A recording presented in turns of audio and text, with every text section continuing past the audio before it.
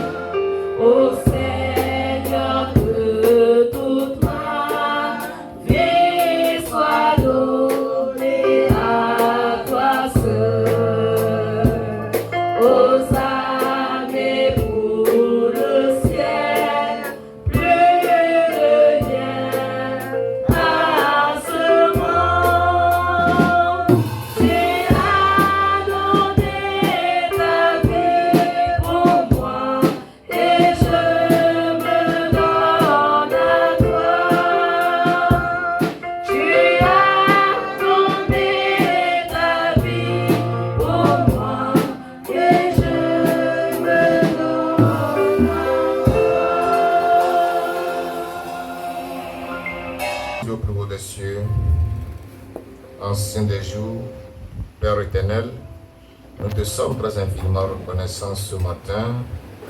Nous te disons merci, nous te chantons Alléluia et te magnifions pour cette opportunité merveilleuse que tu nous donnes d'être en ta présence.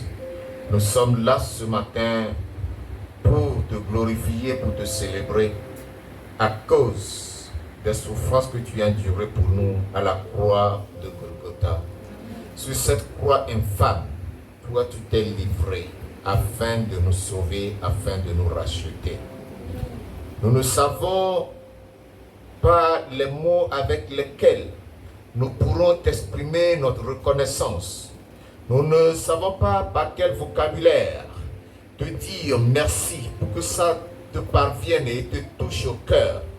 Mais Seigneur Dieu Tout-Puissant, comme de petits enfants qui balbutient, Seigneur, permets que les quelques mots que nous te disons ce matin soient agréables à tes oreilles et que tu les acceptes au nom de Jésus-Christ.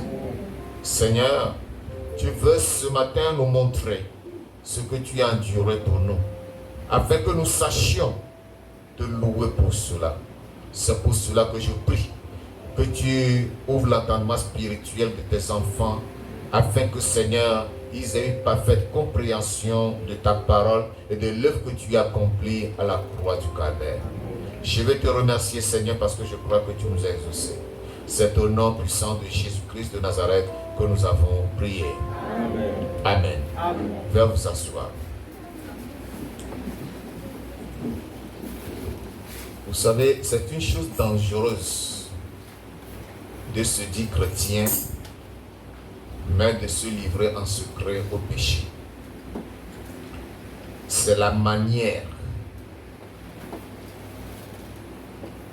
la plus mauvaise, la plus odieuse, de mépriser le sacrifice de Christ à la croix du Calvaire. Lorsque tu vas te livrer consciemment au péché, c'est une marque d'ingratitude.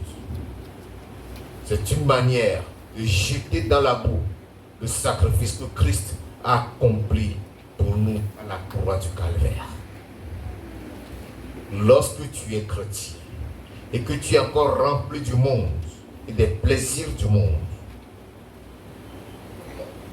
c'est la manière la pire d'insulter Jésus et de se moquer de lui. Mais ce matin, nous devons apprendre à comprendre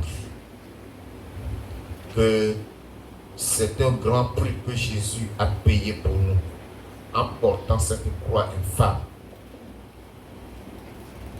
Usé par la souffrance et les douleurs, il ne pouvait plus le porter. Il a fallu le secours d'un homme pour l'aider à porter cette croix jusqu'à la destination, c'est-à-dire au sommet de Golgotha où il sera crucifié. Nous devons apprendre à valoriser cette croix et à honorer celui qui y est pendu. Parce que sans cette croix, il n'y a pas de salut pour nous. Sans cette croix, il n'y a pas de grâce pour nous. C'est grâce à cette croix que nous sommes ce que nous sommes aujourd'hui dans les mains de l'Éternel Dieu. C'est pourquoi je voudrais vous parler du message. Je vais vous présenter le message qui a pour thème montrer de la reconnaissance à Dieu pour la mort sacrificielle de Jésus-Christ.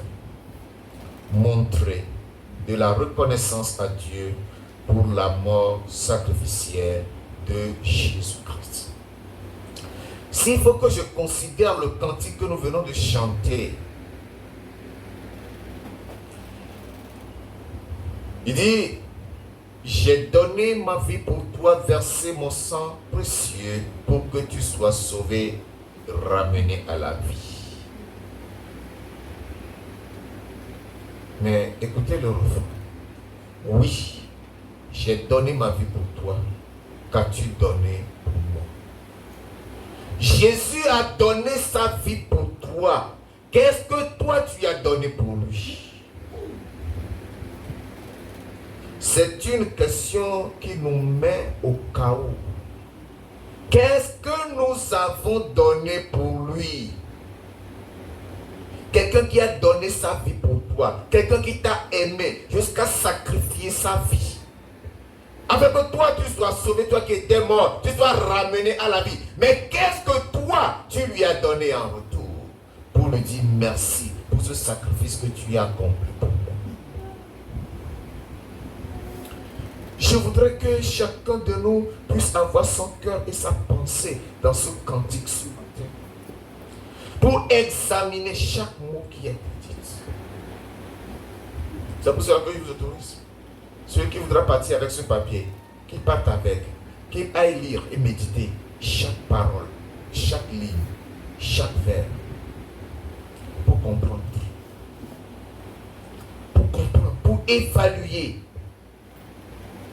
la souffrance de Christ. Pour comprendre le prix, le lourd tribut que Christ a payé afin que nous soyons sauvés. Que malgré cela, à côté de cela, nous vivons comme bon nous semble. Nous sommes indolents, indolents, nous sommes nonchalants, nous sommes négligents. Et nous nous laissons facilement emporter par le péché. Si tu sais ce que Christ a payé pour toi. Eh bien, pour comprendre ce prix que Christ a payé, il suffit que tu regardes dans ta vie autour de toi un objet qui t'a coûté cher, l'objet le plus cher que tu as dans ta maison. La manière dont tu en prends soin, la manière dont tu ne veux pas que ça se gaspille. Cela pourra te permettre de te faire une idée du prix que Christ a payé. Mais même là, ça ne fait pas 1/100 des souffrances que Christ a endurées pour que tu sois sauvé. Bien-aimé. C'est comme si nous devons faire un bilan de notre marche avec Dieu aujourd'hui. Afin de réaliser ce que Christ a payé comme prix, afin que nous soyons sauvés. Afin que je sois sauvé, afin que tu sois sauvé.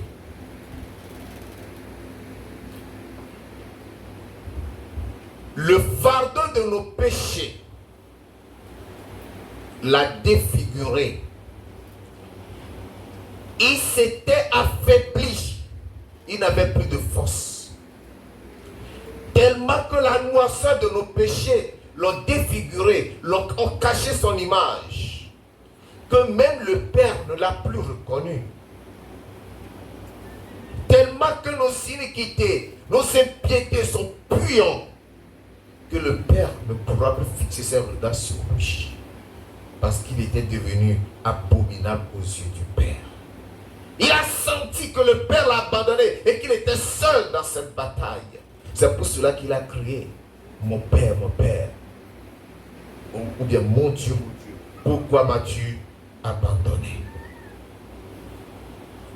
Vous lisez ces versets, vous lisez ces passages, mais vous ne vous arrêtez pas un instant pour apprécier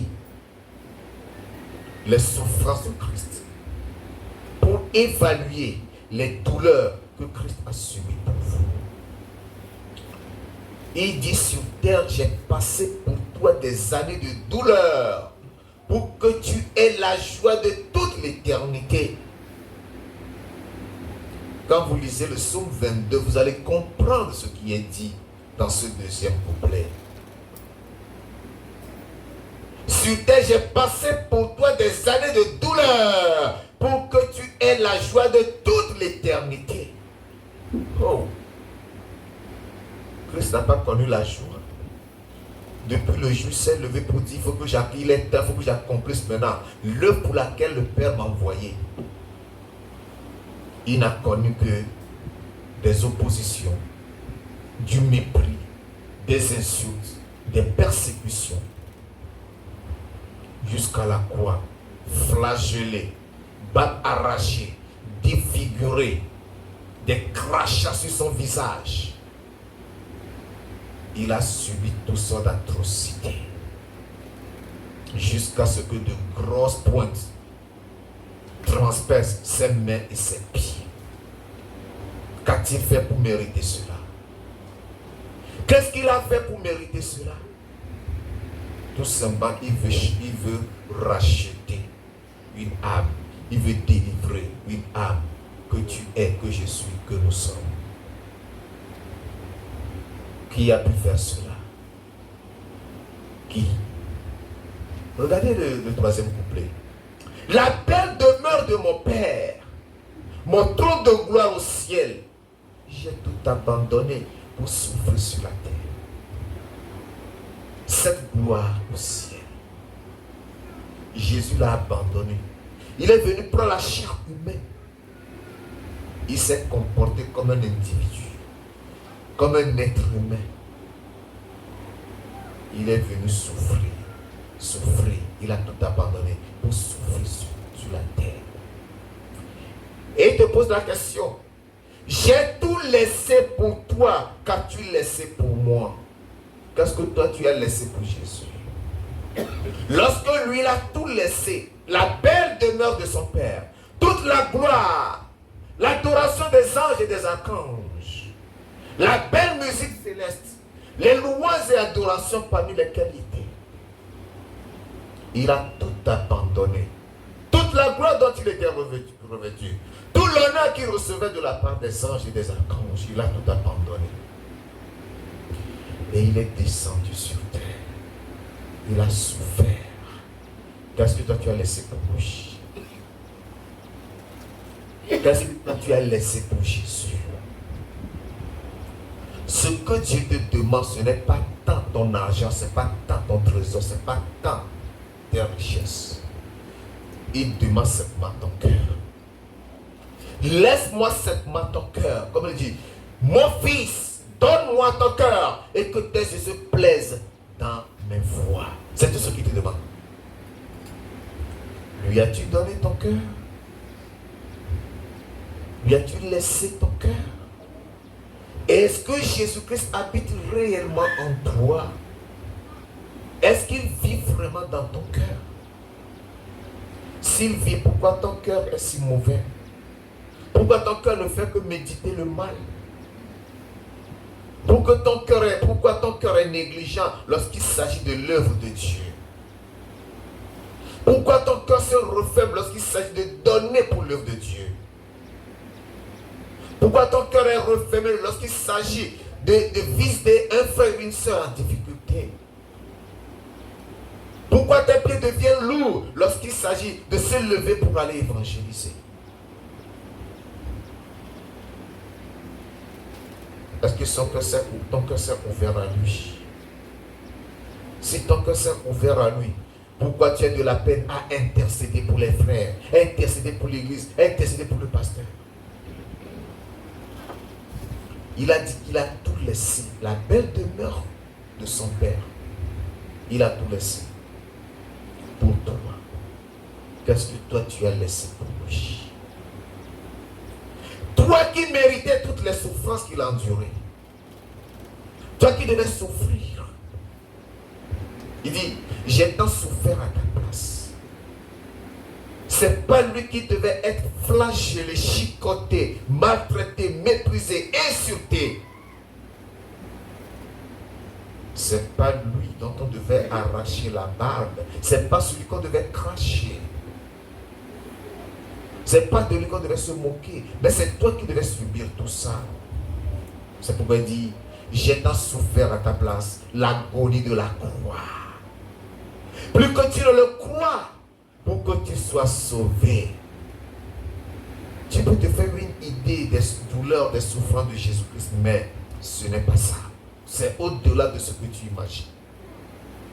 C'est au-delà de ce que tu penses. Il a subi tout cela. Il a souffert tout cela. Pour que tu sois sauvé.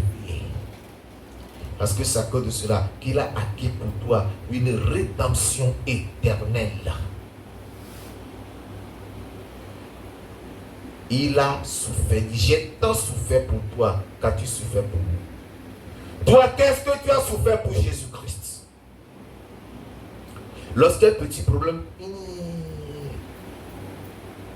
une petite douleur, lorsqu'il y a un programme qui interfère ton programme personnel, qu'est-ce que tu as souffert? On t'a déjà chicoté à cause de Christ. On t'a déjà frappé 40 coups moins à cause de Christ. Paul a subi cela. Il a dit qu'il complète ce qui manque aux souffrances de Jésus-Christ.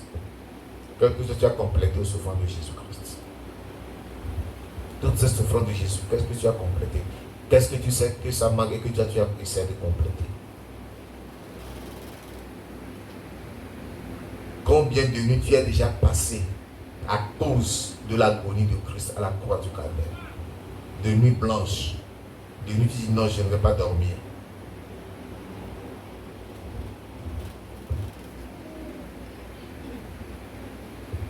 C'est pour cela que ce matin, nous devons apprendre à montrer de la reconnaissance à Dieu pour cette mort sacrificielle que Jésus-Christ a enduré pour nous. Alléluia. Les chrétiens aujourd'hui, comme disait l'apôtre en Messie le dernier, sont devenus très ingrats. Mais si tu es ingrat envers l'homme que tu vois, l'homme qui te fait du bien, tu ne lui reconnais pas, le bien qu'il t'a fait. Comment pourras-tu alors reconnaître les bienfaits de Dieu que tu ne vois pas? Ce Christ que tu n'as jamais vu. Quelqu'un m'a demandé l'autre jour, depuis que tu sers Dieu, est-ce que tu as déjà vu Christ? Parce que la personne a écouté les témoignages. Je lui ai dit non, je ne l'ai pas encore vu. Mais j'attends sa voix me parler. Je ne l'ai pas encore vu. Il m'a raconté comment certaines personnes ont dit qu'ils ont vu Christ. Je lui ai dit non, ça ce n'est pas le Christ qu'ils ont vu. C'est l'ange de lumière qu'ils ont vu, l'ange des yeux. Parce que personne ne peut voir Christ et demeurer le même. Tu as vu Christ dans une vision et tu restes le même, ce n'est pas Christ que tu as vu. Tu as vu un démon qui a pris la forme de Christ. Païen, tu vois Christ et tu demeures encore dans ta vie d'inconversion. Tu n'as pas vu Christ. Tu as vu un démon qui se fait passer pour Christ. C'est ce que je lui ai répondu. Moi, depuis que je suis en Christ, je n'ai pas encore vu Christ. C'est la vérité. Je n'ai pas encore vu Jésus. Mais je l'entends me parler. Alléluia. Amen. Et quand sa voix me parle, je sais que c'est lui qui me parle. Je reconnais sa voix. Toi, tu dis que tu as déjà vu Jésus.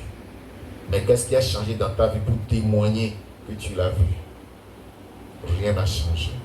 Tu as vu un démon et non Jésus. Romains chapitre 5.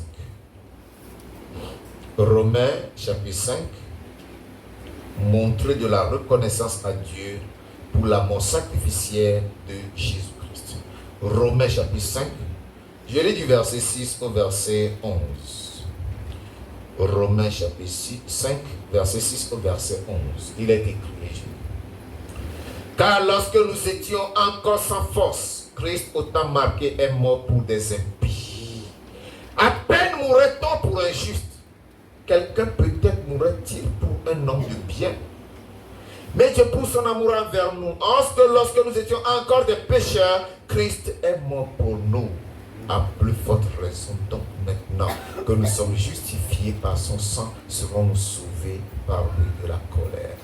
Car si lorsque nous étions ennemis, nous avons été réconciliés avec Dieu par la mort de son Fils, à plus forte raison, étant réconciliés, serons-nous sauvés par sa vie.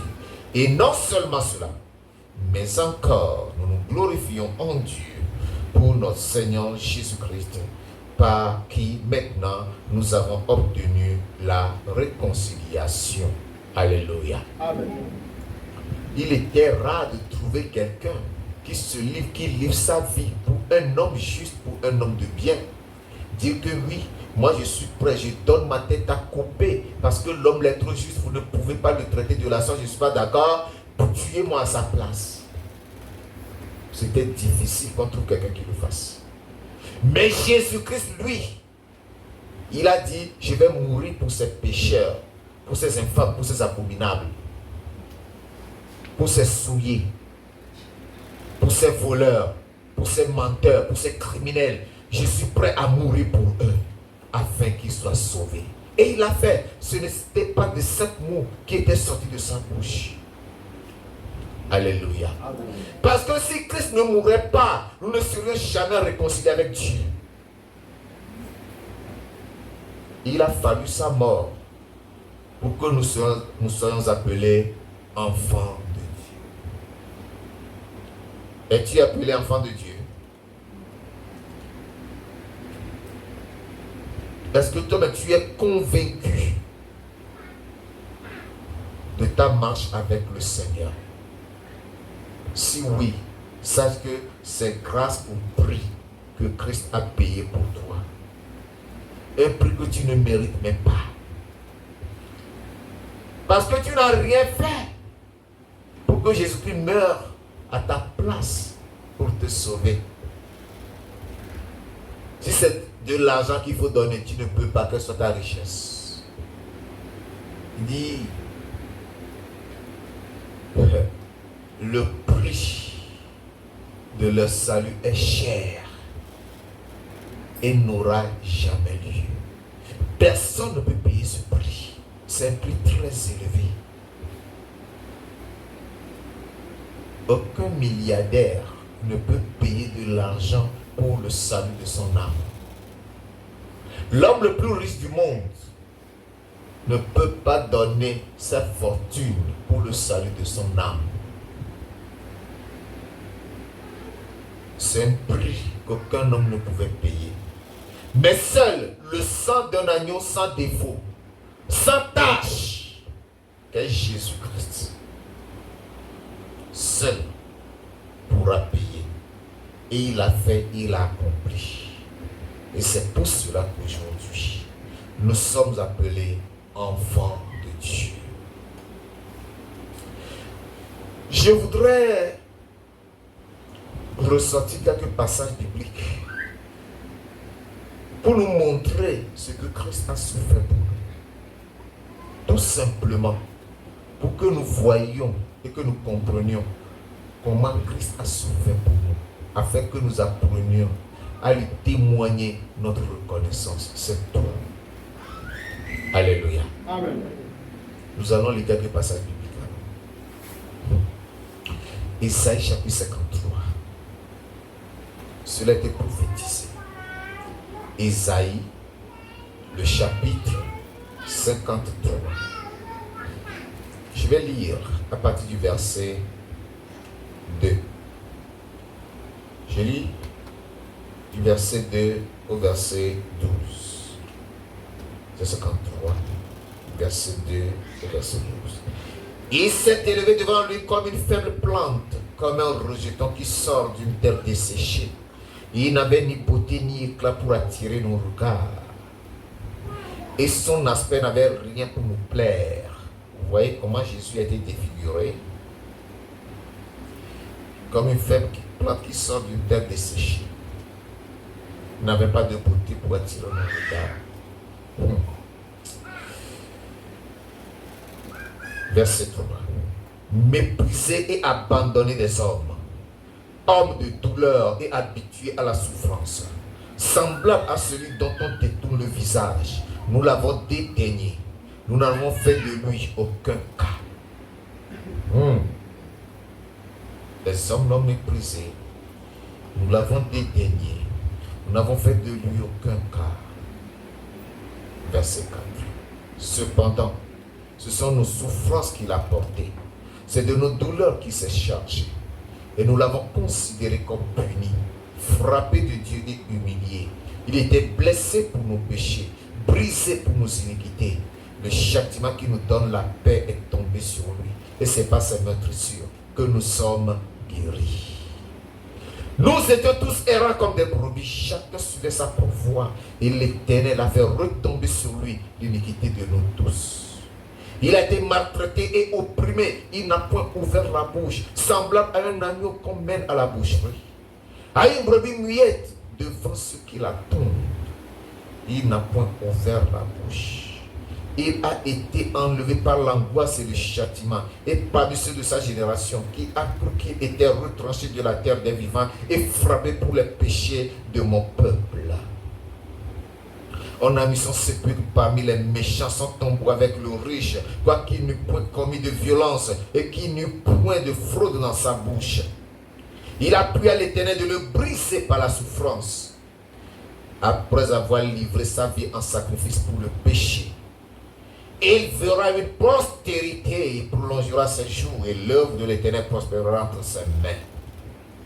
À cause du travail de son âme, il rassasiera ses regards. Par sa connaissance, mon serviteur justifiera beaucoup d'hommes et il se chargera de leurs iniquités. Amen.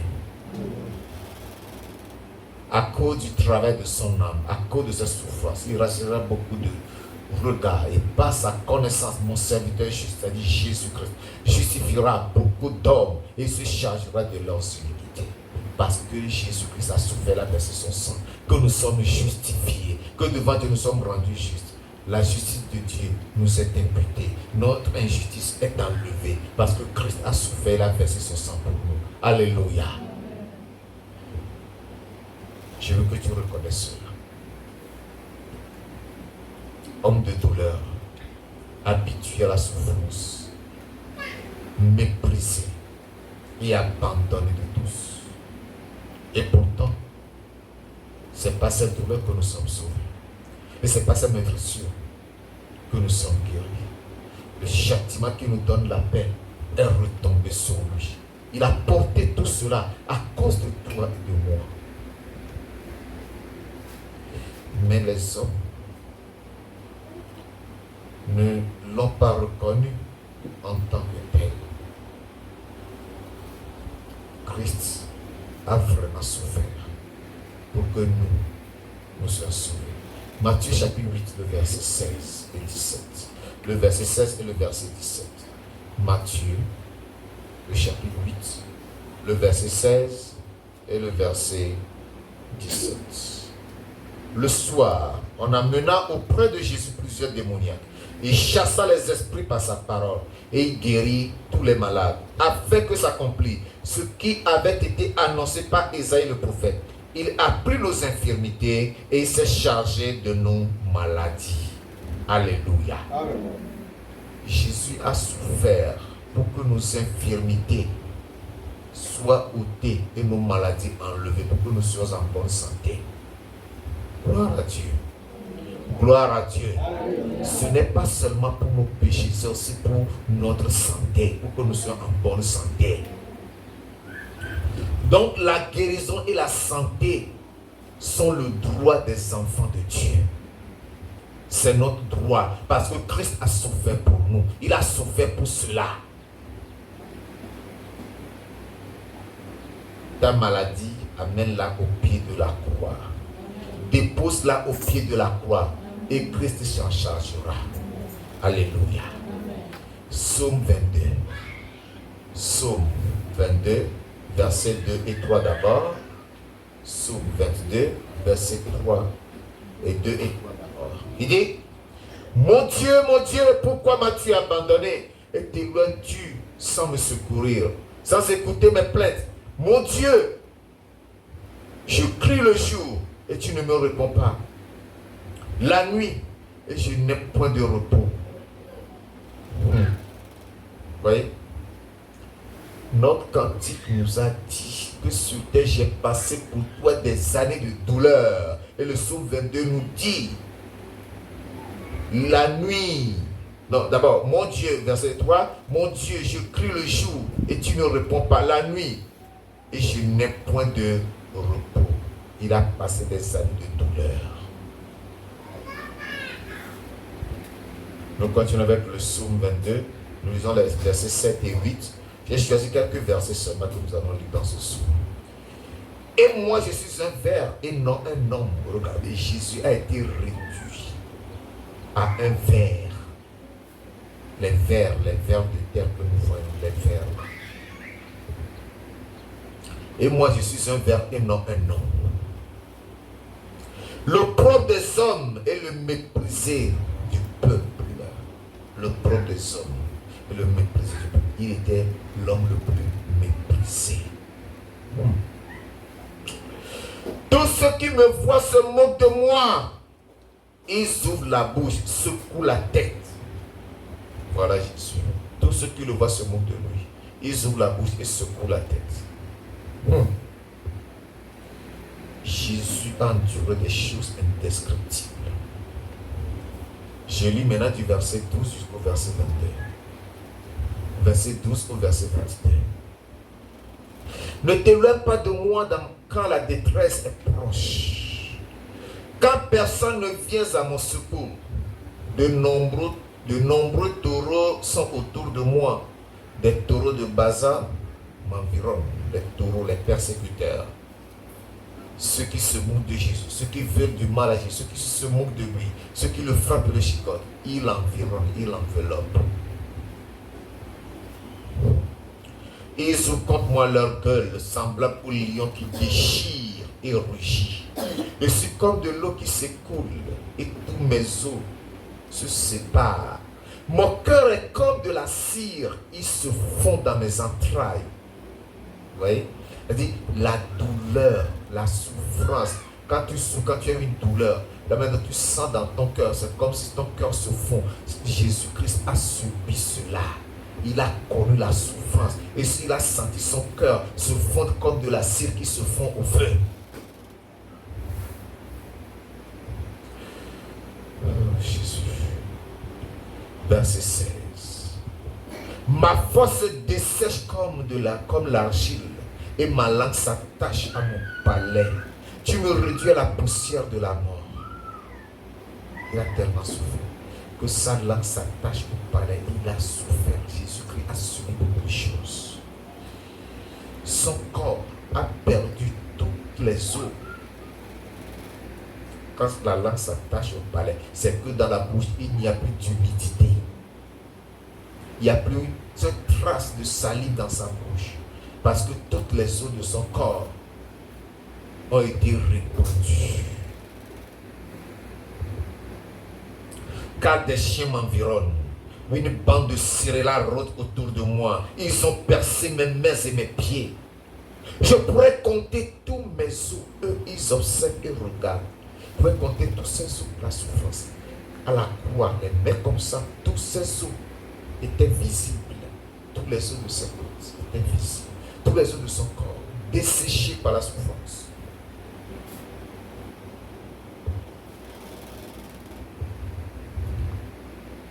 Verset 19. Il se partage mes vêtements. Il tire au sort ma tunique. Et toi, Éternel, ne t'éloigne pas. Toi qui es ma force, viens en hâte à mon secours. Protège mon âme contre le glaive, ma vie contre le pouvoir des chiens. Sauve-moi de la gueule du lion. Délivre-moi des cornes du buffle. Vous voyez, Jésus a dû prier, supplier le Père pour le secourir, pour le délivrer de ses souffrances. Parce que les souffrances étaient devenues insupportables. Je veux que tu prennes bien note pour qu'arrivé chez toi, tu relises chacun de ces passages que nous sommes en train de lire. Et que tu considères ce cantique que nous avons chanté, j'ai donné ma vie pour toi, pour que tu puisses réaliser combien est grande la souffrance de Jésus-Christ pour toi. Ne dis pas qu'il a souffert pour X, pour Y, mais dis que tu as souffert pour moi. Tout cela à cause de moi seul. Tout cela à cause de moi. Matthieu chapitre 26, versets 47 à 50. Matthieu chapitre 26, versets 47 à 50. Comme il parlait encore, voici, Judas, l'un des 12, arriva, et avec lui une foule nombreuse armée d'épées et de bâtons, envoyés par les principaux sacrificateurs et par les anciens du peuple. Ils sont allés l'arrêter comme s'il était un criminel. Ils étaient armés. Comme la PJ qui court derrière des voleurs, des brigands. C'est comme ça qu'ils sont allés l'arrêter. Quelqu'un qui était main nue. Quelqu'un qui n'avait aucune force. On envoie des soldats, des hommes du peuple, armés de bâtons, armés de lances, pour aller l'arrêter. Celui qui le livrait leur avait donné ce signe, celui que je baiserai, c'est lui, saisissez-le. Aussitôt s'approchant de Jésus, il dit, salut Rabbi. Et il le baisa. Jésus lui dit, mon ami, ce que tu es venu faire, fais-le. Alors ces gens s'avancèrent, mirent la main sur Jésus et le saisirent. Il s'est laissé prendre aussi facilement. Parce qu'il a été trahi par un plus proche collaborateur du nom de Judas Iscariote. Il a trahi. Et c'est par un baiser qu'il a livré son maître, le malheureux. Et vous avez vu, il a pris sur lui toute la malédiction. C'est pour cela qu'il ne s'est pas repenti. Mais il s'est pendu à une branche. La branche s'est cassée, il est tombé. Ses entrailles s'étaient explosées. Son ventre explosé.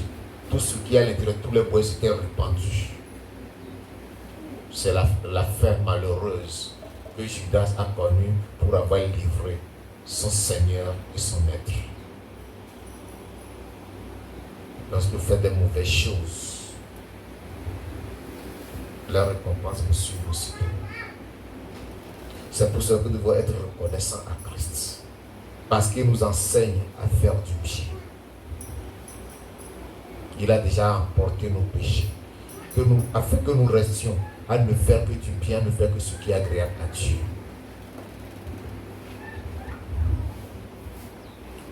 Matthieu chapitre 27, versets 1 et 2.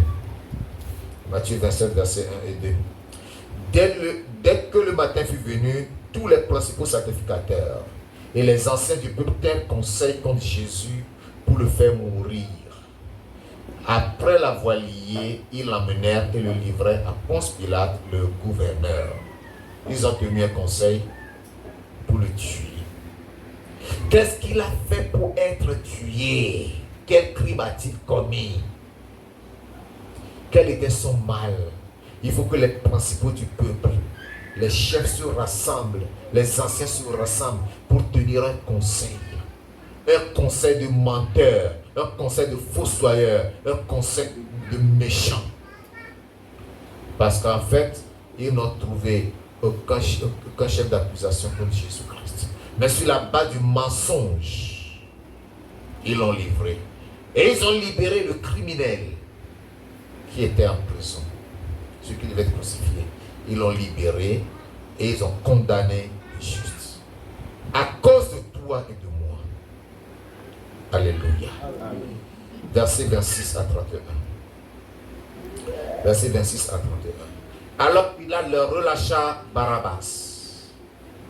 Et après avoir fait battre de verge Jésus a été battu de verge. Il le livra pour être crucifié. Les soldats du gouverneur conduisirent Jésus dans le prétoire et ils assemblèrent autour de lui toute la cohorte. Ils lui ôtèrent ses vêtements et le couvrirent d'un manteau écarlate. Ils tressèrent une couronne d'épines qu'ils posaient sur sa tête et ils lui mirent un roseau dans la main droite. Puis s'agenouillèrent devant lui. Ils le raillaient en disant « Salut, roi des Juifs ». Se sont bien moqués de lui. Après l'avoir dénudé, dépouillé de ses vêtements, après avoir mis une couronne d'épines sur sa tête, la couronne dont les épines piquaient son crâne et le sang coulait. Et ils lui ont mis un roseau dans les mains comme comment ça s'appelle? Comme un sceptre royal. Et il s'agenouille devant lui maintenant pour dire salut au roi des Juifs. Ils se moquaient de lui. Mais puisque tous genoux devaient fléchir devant Jésus, ils ont fléchi leurs genoux, pensant qu'ils se moquaient de lui.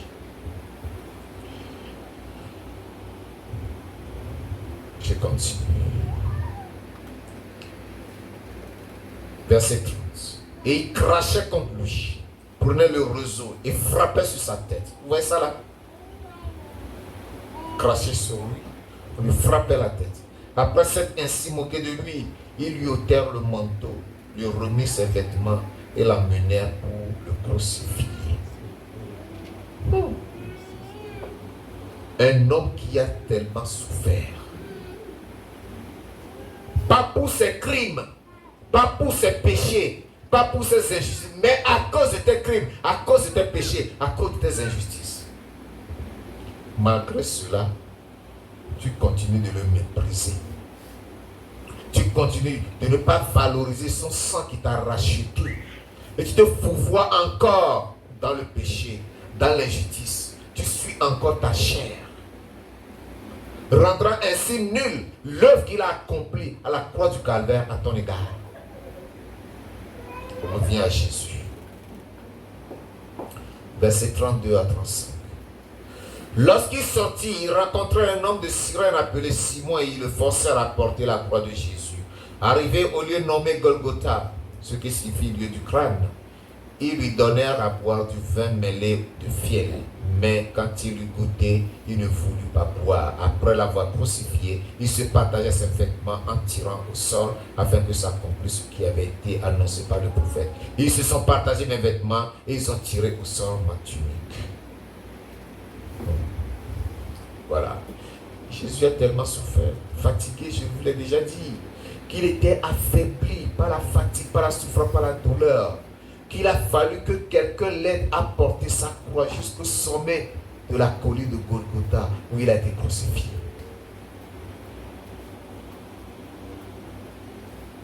Douleur immense, atroce. Crucifié au soleil. La chaleur du soleil l'a frappé. Son corps était cuit sous le soleil. Véritable supplice que Christ a vécu. Verset 46. Et vers la 9e heure, Jésus s'écria d'une voix forte, Élie, Élie, lama sabachthani, c'est-à-dire, mon Dieu, pourquoi m'as-tu abandonné? Pourquoi le Père ne doit pas l'abandonner? Le Père l'a abandonné à cause de tous ces péchés qu'il a portés sur lui. Et nos péchés étaient pour lui un fardeau, ça pesait des tonnes sur lui. Et ça l'a complètement défiguré. Le Père ne pouvait plus le regarder. Il ne reconnaissait que son fils. Il a détourné de lui les regards. Il a abandonné. Il s'est senti tout seul dans cette lutte, dans ce combat. Marc chapitre 15, verset 27 à 28. Marc 15, verset 7 à 28. Il crucifia avec lui 2 brigands, l'un à sa droite et l'autre à sa gauche. Ainsi fut accompli ce que dit l'Écriture. Il a été mis au nom des malfaiteurs. Jésus le juste, ici, est considéré comme un malfaiteur. Crucifié entre 2 brigands, entre 2 criminels, l'un à sa gauche et l'autre à sa droite. Oh. Seigneur, au secours.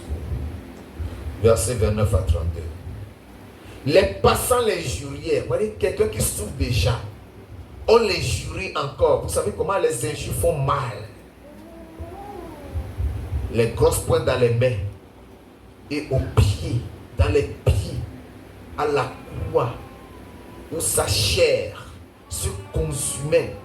Et cependant, ceux qui passaient, des ignorants, des abominables, aussi se permettaient de l'injurier. Tu souffres et tu écoutes encore des gros mots qu'on dépose sur toi. Vous avez imaginé un peu ce que Jésus-Christ a subi. Il y a des gens comme moi, par exemple, quand tu m'insultes, j'étais enfant, quand on m'insultait, je me mettais à pleurer parce que les insultes là me faisaient beaucoup mal. je n'aime pas qu'on m'insulte. Ça fait trop mal jusqu'à présent. Quand on ment sur moi, quand on dit des faussetés sur moi, ça me fait très mal. Et c'est ce que Jésus-Christ a supporté. Mensonges, insultes, en plus des douleurs physiques, qui ont fait que son cœur se fondait comme de la cire, exposé à la chaleur du feu ou à la chaleur du soleil. Ça se fondait dans ses entrailles.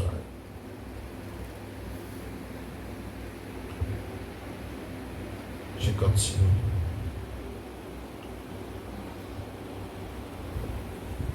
Les passants l'injuriaient et secouaient la tête en disant: hé, toi qui détruis le temple et qui le rebâtis en 3 jours, sauve-toi toi-même et descends de la croix. Vous voyez? Les principaux sacrificateurs aussi, avec les scribes, se moquaient entre eux et disaient: il a sauvé les autres et il ne peut se sauver lui-même. Que le Christ, le roi d'Israël, descende maintenant de la croix, afin que nous voyions et que nous croyions. Ceux qui étaient crucifiés avec lui l'insultaient aussi. Ces brigands qui connaissaient leurs crimes aussi l'insultaient.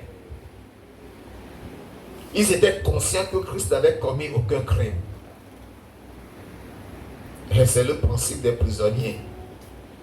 Lorsqu'il y a des prisonniers qui arrivent, un nouveau prisonnier, mais il est soumis au baptême de feu. On l'insulte, on le chicote, on l'interroge. Viens chercher quoi ici? Et c'est ce qui se passe dans les prisons. Bien qu'on te jette là. Les anciens, eux, ils sont déjà doyens. Ils te baptisent d'abord. Et c'est ce que les brigands là ont fait à la croix avec Christ. Alors que Christ était innocent. Christ n'avait commis aucun crime. Il a supporté tout cela à cause de moi, à cause de toi. Je vais terminer par ici. Hébreux, chapitre 9. Hébreux, chapitre 9.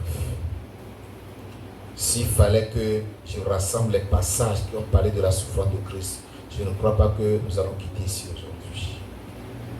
J'ai dû sélectionner quelques passages qui nous sont plus ou moins familiers, afin que nous puissions examiner et contempler les douleurs que Christ a subies pour nous. Hébreux chapitre 9, du verset 11 au verset 15.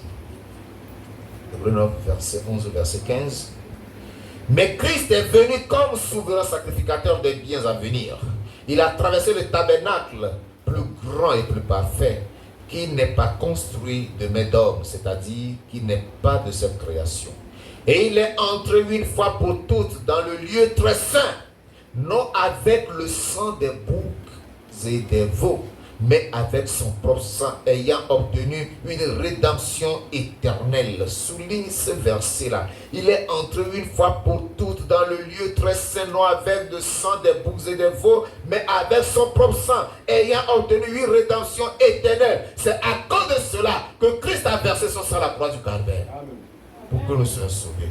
Rédemption éternelle, c'est-à-dire que nous n'avons plus besoin d'offrir en sacrifice des animaux. On n'a plus besoin de sacrifier des boucs, des veaux, des bœufs, etc., etc., pour que nos péchés soient pardonnés. D'ailleurs, le sang des animaux ne pardonnait pas le péché, il couvrait le péché. Et le souvenir de ces péchés était rappelé chaque année. C'est pourquoi chaque année, il fallait que le souverain sacrificateur puisse rentrer encore dans le lieu très saint avec le sang des animaux afin de faire l'expiation pour le peuple. Mais Jésus-Christ a obtenu pour nous une rédemption éternelle, sans fin. Son sang est encore frais, il coule. Lorsque tu l'invoques, il te purifie. Lorsqu'un pécheur vient dire: Seigneur, pardonne-moi, lave-moi, le sang là agit dans sa vie. Il est purifié, il est transformé. C'est pour cela que nous devons continuer d'annoncer l'évangile, nous devons prêcher aux gens, continuer d'inviter les gens à venir à Christ. Cela est très important. Verset 13. Car si le sang des taureaux et des boucs et la cendre d'une vache répandue sur ceux qui sont souillés, sanctifiés, procure la pureté de la chair, combien plus le sang de Christ, qui par un esprit éternel s'est offert lui-même sans tâche à Dieu, purifiera-t-il votre conscience des œuvres mortes afin que vous serviez le Dieu vivant. Verset 15. Et c'est pour cela qu'il est le médiateur d'une nouvelle alliance, afin que, la mort étant intervenue pour le rachat des transgressions commises sous la première alliance, ceux qui ont été appelés reçoivent l'héritage éternel qui leur a été promis. Amen. Amen. Je m'arrête là. Voici ce que Jésus a souffert pour que nous soyons sauvés, pour que nous soyons rachetés, pour que nous soyons délivrés. Sa souffrance, sa douleur. Bien-aimé. Lorsque quelqu'un nous fait du bien, nous savons lui dire merci. N'est-ce pas? Une fois, ici, j'ai été très touché par une sœur qui est ici présente. Elle est venue chez nous. J'étais assis à la terrasse. Je ne la reconnaissais même pas. Elle s'est mise à genoux. Papa, merci beaucoup. Je ne savais pas que j'étais malade. Je ne savais pas que j'allais mourir. Mais quand tu m'as dit d'aller à l'hôpital, je suis allé, je suis sauvé pour te dire merci. Le jour-là, j'avais retenu mes larmes. J'ai dit quelle reconnaissance, quelle gratitude, quelle manière de reconnaître le bienfait. C'est de cette manière que Dieu veut que nous reconnaissions le sacrifice de Jésus-Christ pour nous. Et lorsque tu reconnais que Christ t'a sauvé, bien-aimé, le salut que tu as obtenu, tu ne dois pas jouer avec, tu dois le conserver. Tu ne dois pas te livrer au péché. Tu dois veiller sur ta vie afin de conserver cette réconciliation que tu as obtenue, afin de conserver le pardon de tes péchés, afin de conserver la rédemption que tu as acquise à travers le sacrifice de Jésus-Christ. Ce matin, nous sommes là pour dire, Seigneur, nous reconnaissons tes bienfaits pour nous à travers ton sacrifice, tu nous as sauvés.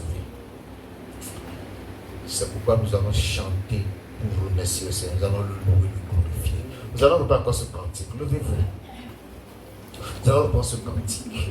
Et que les chants dans leur tête nous préparent des cantiques ou bien des louanges ou des adorations qui puissent exprimer notre reconnaissance à Dieu. Pendant que nous chantons ce cantique, préparez-vous à nous conduire dans des chansons qui expriment notre reconnaissance à Christ pour son sacrifice pour nous. Entendez-nous le cantique, j'ai donné ma vie pour toi. Que chacun prenne sa copie et que nous chantions à gorge déployée pour lui exprimer notre reconnaissance, pour dire nous reconnaissons tes douleurs, tes souffrances pour nous. Alléluia. Nous prenons ça, il ne faut pas couper. On prend ça à la suite. On prend ça à la suite. Allez-y, entendez-nous ça. Les chants. Vous ne pouvez pas. Si vous ne pouvez pas envoyer le micro derrière pour qu'on nous aide. La vie pour toi, verser mon sang précieux pour que tu sois sauvé, ramené à la vie. Oui, j'ai donné ma vie pour toi, car tu donnais pour moi. Oui, j'ai donné ma vie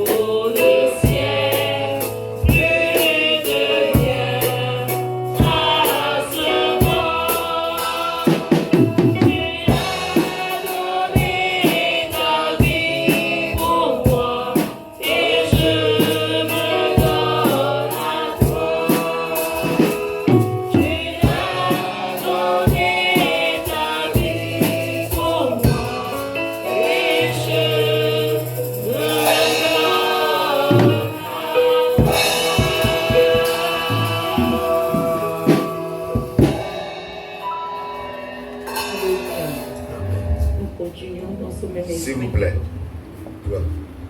D'accord? Nous voulons écouter les chansons. Tu bats doucement. Nous allons dire à notre Dieu combien de fois il est bon. Amen. Alléluia. Oh mon Dieu, tu es bon. Oh mon Dieu, tu es bon. Oh mon Dieu, tu es bon. Tu es bon pour moi. Tu es bon. Oh mon Dieu, tu es bon. Alléluia, mon Dieu, tu es bon. Oh mon Dieu, tu es bon. Tu es bon pour moi, tu es bon. Oh mon Dieu, tu es bon. Alléluia, mon Dieu, tu es bon. Mon Dieu, tu es bon. Tu es bon pour moi, tu es bon. J'étais perdu, tu es bon. Tu m'as sauvé, tu es bon.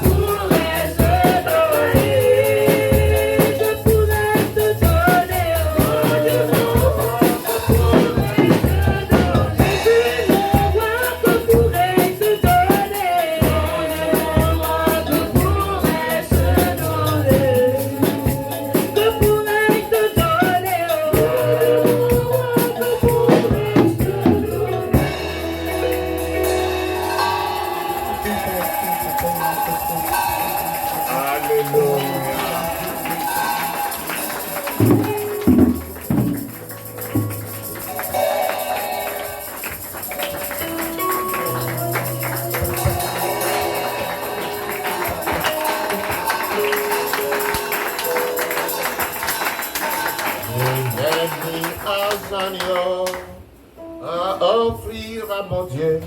Je chanterai Alléluia, Amen, loué son Saint-Nom.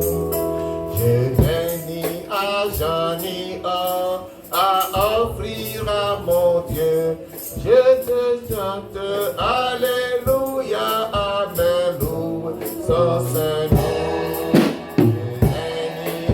Alléluia, Amen.